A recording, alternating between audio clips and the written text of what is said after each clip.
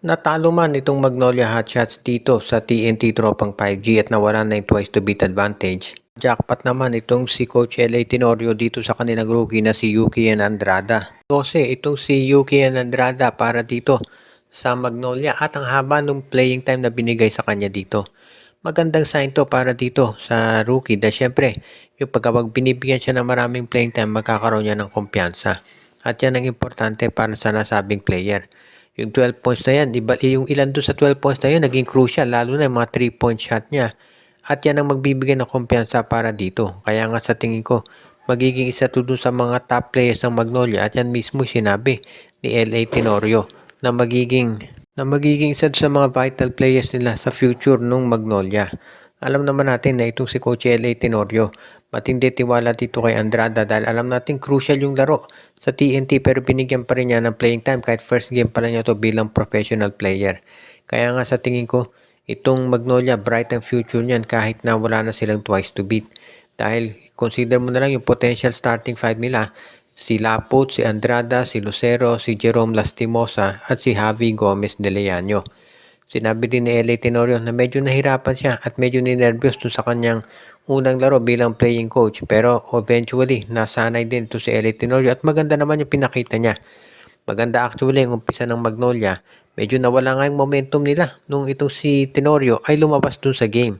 Kaya nga sa tingin ko hindi na ako magugulat kung si Tenorio maglaro din dito sa playoffs ng TNT kontra Magnolia na twice to beat advantage ang tropang 5G. Kaya ngayon, ito na talaga yung aabangan natin na gagawin ng Magnolia kung talagang itong si Yuki Andrada mabibigyan pa ng additional na playing time dito sa mga critical na mga laban na gagawin ng Hotshots.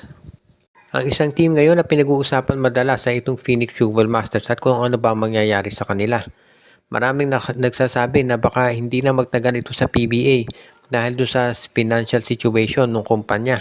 Pero sa kasalukuyan, mukhang busy pa rin sa pagdedetermina at pagpapalakas itong Phoenix at mukhang hindi sila yung nagpapatalo pagdating dito sa preparasyon. Tinutukoy natin ay para sa next conference kung saan maglalaro daw ulit itong Phoenix Fuel Masters at hahanap ng isang quality import. Ngayon, depende na lamang yan kung magkakaroon nga sila ng tsansa na manalo. Kaya sa totoo lang, ang huling quality import talaga nila nakuha yung si Jonathan Williams kung saan nakaabot ng semifinals itong Phoenix. Pero ever since then, medyo bumaba na talaga yung laro nitong Fuel Masters.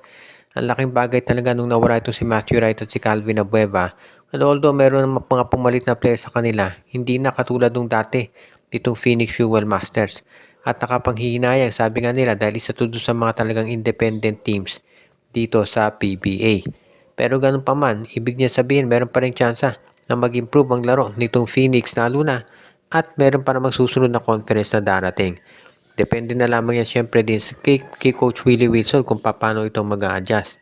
Dahil dito natin naabangan kung si Willie Wilson ba ay kaya niya yung rigors ng maging isang talagang coach dito sa PBA dahil syempre yung pressure dyan matindi.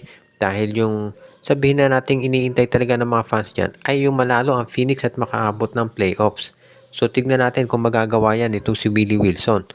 Ang importante rin dito yung chemistry ng koponan lalo na at padating na dyan si Will Gosum na alam natin na NCAA MVP at inaasahan ng marami na magiging maganda ang laro dito sa professional.